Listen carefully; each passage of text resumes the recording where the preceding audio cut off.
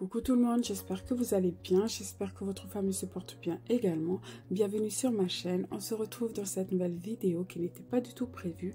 Mais vu que j'ai décidé de revoir un peu le budget du compte joint, eh bien je me suis dit que c'était l'occasion de le faire en même temps que vous. Voilà, comme ça, si ça peut aider certaines et certains d'entre vous qui souhaiteraient débuter correctement le système des enveloppes, eh bien tant mieux. Ou sinon, ben, tout simplement les personnes qui souhaiteraient reprendre leur budget en main. Alors, dans un premier temps, je vais vous montrer comment j'ai fait il y a quelques mois de ça, juste avant de débuter le système des enveloppes. Donc, j'avais fait un grand ménage sur le compte joint et le compte perso, bien évidemment. Mais ici, on va voir uniquement le compte joint. Et ensuite, nous allons faire exactement la même chose, mais pour cette période. Voilà, j'essaie de le faire au moins 2 fois par an. Pour les prochaines fois, si je peux le faire tous les 3 mois, eh bien c'est vraiment le top. Mais voilà, 2 fois par an, c'est déjà pour moi pas mal. Alors du coup, au mois de mars, juste avant de débuter le système des enveloppes, eh bien j'ai quand même voulu faire un grand tri, faire le grand ménage sur notre compte joint, pardon. Et pour ça, eh bien, je suis allée me renseigner un peu sur Internet. J'ai regardé énormément de vidéos sur YouTube. Et il y a aussi mon vécu, voilà, qui m'a permis de faire le gros mélange, on va dire, sur le compte joint. Alors, donc, pour ce faire, j'ai pris mes 3 derniers relevés de compte. J'ai pris 3 stabilos, un stylo et une calculatrice. Et du coup, je suis venue checker chaque opération qui figurait sur mes 3 relevés de compte. Avant ça, j'ai fait une petite légende juste au-dessus, là, comme ça, histoire de me retrouver. Voilà. Et par exemple, pour le rose, j'ai surligné tout ce qui était charges variables et autres. Pour le jaune, ça va être les charges fixes. Et pour les verts, ça va être les rentrées d'argent. Donc ici, comme vous pouvez le voir, hein, il y a beaucoup plus de rose malheureusement que de jaune et de vert. Tout ça parce que j'ai vraiment fait n'importe quoi sur le compte joint au mois de décembre. Donc du coup, j'ai fait le calcul de tout ce qui était charge variable plus autres. Donc les autres, en fait, ça va être tout ce qui est achat en ligne, tout ce qui est Jiffy, vraiment toutes les dépenses futiles. En gros, au mois de décembre, on a dépensé 1887 € et 79 centimes. C'est énorme. Si on enlève l'alimentation, allez, on va dire 500 €, parce qu'il y a eu les fêtes et tout, Noël et tout, la famille, où va le reste de l'argent, quoi? Donc voilà, ça fait réfléchir. Cette étape-là m'a vraiment fait réfléchir, m'a aidé à essayer de comprendre notre mode de consommation de la famille et tout. Donc ça m'a vraiment permis par la suite de remplir correctement mes différentes enveloppes. Mais vraiment ici pour le mois de décembre, c'est un mois à part, on va dire, parce que c'est vraiment le moment où je me suis lâchée avec la carte bleue. Le mois de décembre, je vais le mettre de côté parce que je ne peux rien retirer dessus, à part le fait que voilà, c'est l'importance de se créer une petite épargne, une petite enveloppe Noël pour les fins d'année. Comme ça au moins ça évite de dépenser à tout va. Donc ici je vais mettre ça de côté.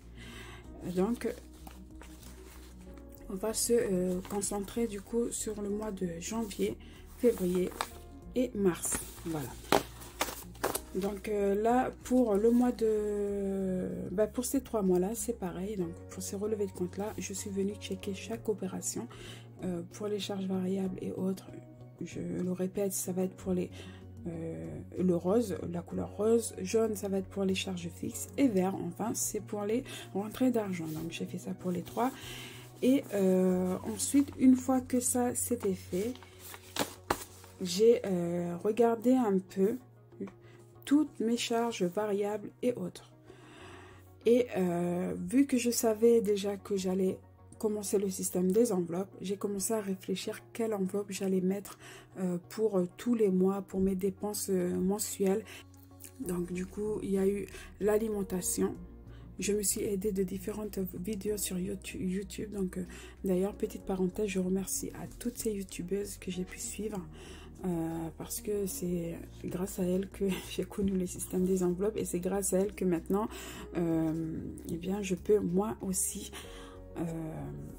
faire des économies, épargner, voilà, tout ça. Alors, du coup, ici, on a mon petit tableau budgétaire. Donc, je ne sais pas si vous voyez bien. Donc, voilà, déjà, je vais vous montrer cette petite case-là qui est la case dépenses variables. Donc, voilà, pour mes enveloppes, mes différentes enveloppes pour le mois, eh bien, il va y avoir de l'alimentation, les frais bébés, restaurant, entretien, loisirs, promos, divers et imprévus.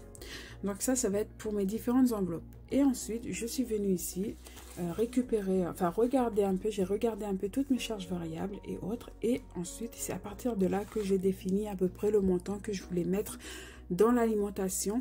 Par exemple, pour l'alimentation, eh bien, je suis venue prendre tous les achats que j'ai pu faire dans tous les magasins alimentaires. Voilà, donc j'en ai eu pour à peu près vers les 355 euros. Ce que j'ai fait, c'est que je l'ai arrondi à 400 euros, histoire d'être au moins d'être sûr. Voilà, j'ai décidé de mettre 400 euros au tout début pour l'alimentation, donc pour 2 personnes et un petit garçon de 6 ans. Et plus un bébé, mais le bébé ça compte pas parce que comme vous pouvez le voir, il a sa petite enveloppe à part. Donc pour 2 adultes plus un enfant, donc 400 euros. Au fil des semaines, je me suis rendu compte que à chaque bilan de fin de semaine, il me restait toujours dans l'enveloppe alimentation entre 15 et 20 euros. Du coup, j'ai décidé de réduire le montant pour l'alimentation donc à 320 euros, donc 80 euros par mois. Et jusqu'à maintenant, eh bien, on a toujours les 80 euros par mois quand on est tous les 4 à la maison. Ça nous suffit largement. Voilà, si je dépasse un peu, eh bien j'ai toujours l'enveloppe d'hiver qui est là pour rajouter un peu si j'en ai besoin. Mais voilà, c'est un peu grâce à ce travail-là que j'ai pu définir des montants voilà, réalistes. Ensuite, donc, une fois que tout ça est fait, une fois que j'ai analysé chaque dépense, chaque catégorie de dépenses, eh bien, je suis venue remplir ce tableau budgétaire que j'ai créé sur Excel, voilà, avec les calculs automatiques. Donc, j'ai rempli dans un premier temps la case revenus. Voilà, j'ai été relever tous mes revenus que j'avais surlignés ici en vert. Je les ai tout simplement remis ici. Ensuite, j'ai rempli toutes mes dépenses fixes. Et ensuite, j'ai rempli, dans un premier temps, d'abord, j'ai rempli les 2 premières lignes pour les dépenses variables. Donc, j'ai rempli alimentation et frais bébé. Pourquoi? Tout simplement parce que c'est, selon moi, les 2 dépenses variables indispensables. Voilà, l'alimentation, on est obligé de se nourrir. Et pour bébé, eh bien, lui aussi, il a ses affaires à lui en tant que bébé à payer tous les mois. Donc ça, je vais remplir ces 2 premières lignes en premier. Et ensuite, ici, je regarde toujours ce qu'il me reste, bien évidemment. Comme ça, au moins, je peux remplir au fur et à mesure mes différentes dépenses et épargne. Mais au moins, je sais combien il me reste. Voilà. Ensuite, une fois que j'ai rempli l'alimentation et les frais bébés, je suis venue ici directement remplir mes 2 épargnes qui, selon moi, le plus important, c'est histoire de me payer en premier. Donc ça, je l'ai vu sur Internet, mais c'est réellement ça. Donc, histoire de me payer en premier, je suis venue directement ici mettre une petite somme sur le fonds d'urgence enveloppe. Voilà. Et une petite somme sur fonds de précaution. Voilà. Donc ici, on a fonds d'urgence, c'est tout simplement l'argent que je vais prendre ici. Une fois que j'aurai atteint une certaine somme dans mon enveloppe, eh bien, je vais venir le déposer directement en banque, tout simplement.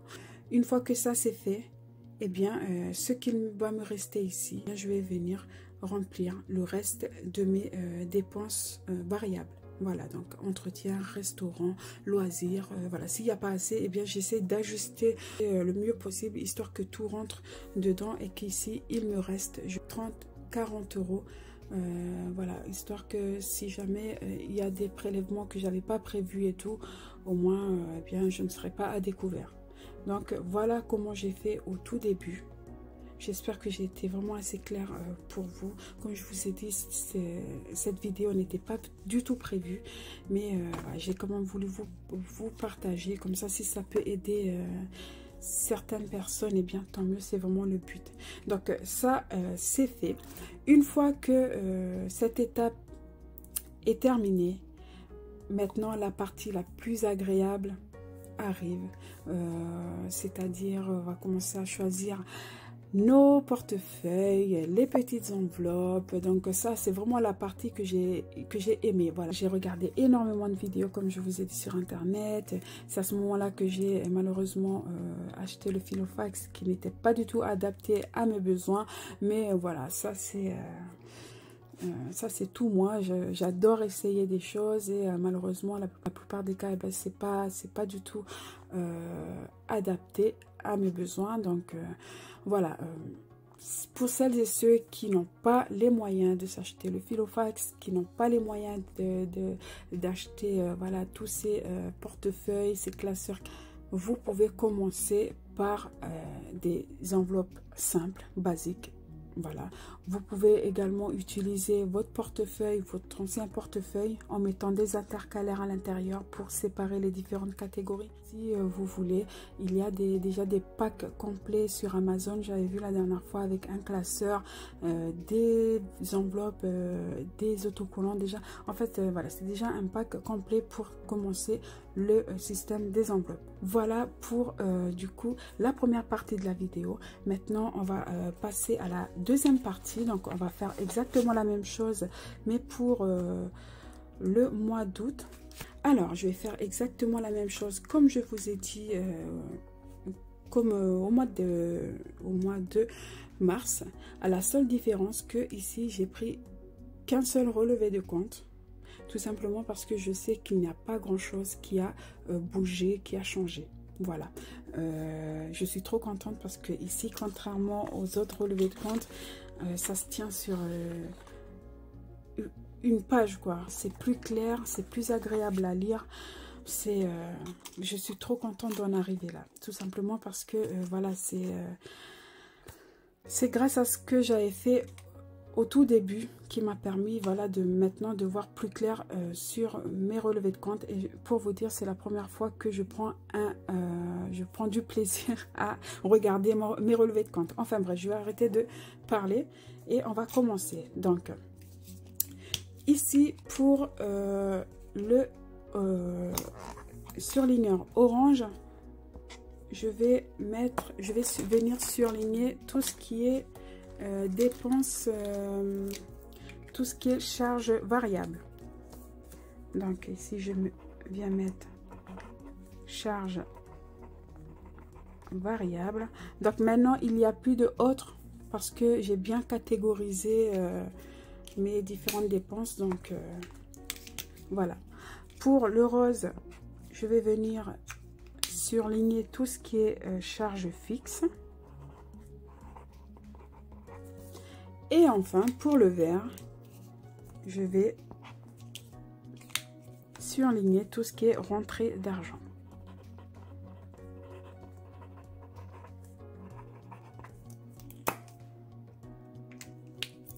Voilà, je ne sais pas si vous voyez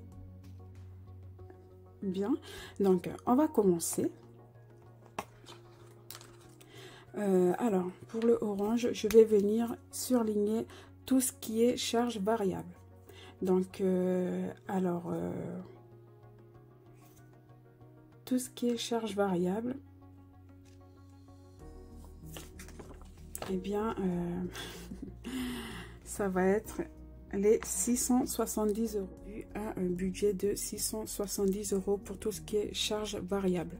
J'ai été le retirer au distributeur. Donc ici, on peut le voir ici. Le 31 août, j'ai été retirer les 670 € afin de les dispatcher dans mes différentes enveloppes. Donc ça va être charge variable. C'est déjà bon. Ici, pour les charges fixes, on va avoir Netflix. Donc ça, c'est bon. on va avoir, donc là c'est prélèvement de Matmut. C'est en fait mon assurance auto à moi perso. Donc grâce à ce travail là, eh bien je vais maintenant juste après appeler mon assurance auto, leur dire de changer de RIB, voilà, au lieu d'utiliser le RIB du compte joint, d'utiliser le RIB du compte perso. Voilà, en fait ils se sont tout simplement trompés. Donc ici on a l'eau, 64,52 €. Ici on a l'électricité, voilà, 294,17 €. Alors il faut savoir que on paye au réel ce qu'on a consommé les 2 mois précédents. Voilà, j'ai décidé ça parce que la dernière fois j'ai eu une grosse surprise, une mauvaise surprise à la fin de l'année pour la régularisation. Voilà, on a eu une grosse facture et donc du coup j'ai décidé à partir de là de payer au réel ce qu'on a réellement consommé les 2 mois précédents. Ensuite je continue, du coup ici on a 78,53 € qui a été effectué en ligne. Ça c'est tout simplement le drive que j'avais fait pour la première semaine. C'est quand même des charges variables, hop, parce que c'est les courses. Donc voilà. Ensuite pour SFR on est à 44,99 €, c'est les charges fixes. Et pour le loyer 650 €. Voilà, donc pour SFR normalement j'avais quand j'avais fait vraiment le grand ménage, j'ai réussi à baisser la facture à 24 €. Mon compagnon a décidé entre temps de prendre une chaîne de sport en plus. Donc voilà, c'est pour ça que la facture a augmenté à 44,99 €. Pourquoi on paye autant cette chaîne là? Tout simplement parce qu'on a décidé de ne pas prendre d'abonnement pour ça. Et comme ça, et bien si on veut rompre la chaîne tout de suite, si on veut l'arrêter tout de suite, au moins pas obligé d'attendre la fin de l'abonnement pour résilier ce contrat là, enfin cette chaîne là. Bref, maintenant on va continuer avec l'entrée d'argent. On a eu 900 € plus 1300 €. Donc ça c'est vraiment ce qu'on a mis sur le compte joint. Voilà, c'est tout. Donc vous avez vu, ça a été rapide. Donc je répète, les 80 €, c'est pas une rentrée d'argent, c'est tout simplement le remboursement de l'enveloppe alimentation que j'ai fait au drive. Donc voilà, c'est fait. Donc ce que je peux faire, c'est du coup de rappeler, de voir si je peux optimiser cette dépense là. Je vais voir sur Selectra ou sur internet s'il y a un fournisseur d'énergie plus intéressant. Et aussi pour ça, c'est la box. Je vais essayer de voir avec mon compagnon s'il veut toujours garder sa chaîne, s'il regarde toujours la chaîne et tout. Si c'est le cas, et puis on laisse comme ça. Si c'est pas le cas, j'appelle tout de suite et j'enlève cette chaîne là. Voilà, donc sinon pour le reste, eh bien, je ne peux malheureusement pas faire des économies là-dessus. Par exemple pour Netflix, eh bien, à part l'enlever, eh bien, je ne peux pas baisser le montant. Pareil pour l'eau, ça reste comme ça, je ne peux pas baisser. À part si justement je fais des économies d'eau au quotidien. Voilà. Voilà pour du coup... le petit ménage pour la fin de l'année. Voilà, la prochaine fois, je vais essayer de le faire au mois de décembre. Non, on va laisser tranquillement le mois de décembre. Je vais essayer de le faire au mois de janvier. Refaire la même chose, voir si je peux faire... si je peux réajuster quelques petites choses. Mais sinon, eh bien, ça a été rapide comme vous avez pu le voir. Du coup voilà, et bien on arrive à la fin de cette vidéo un peu longue, je m'en excuse. J'espère qu'elle vous aura quand même plu, j'espère qu'elle a permis d'aider quelques-uns d'entre vous. Si vous avez aimé la vidéo, n'hésitez pas à la liker, abonnez-vous si ce n'est pas encore fait, et je vous dis ciao ciao pour une prochaine vidéo. Ciao.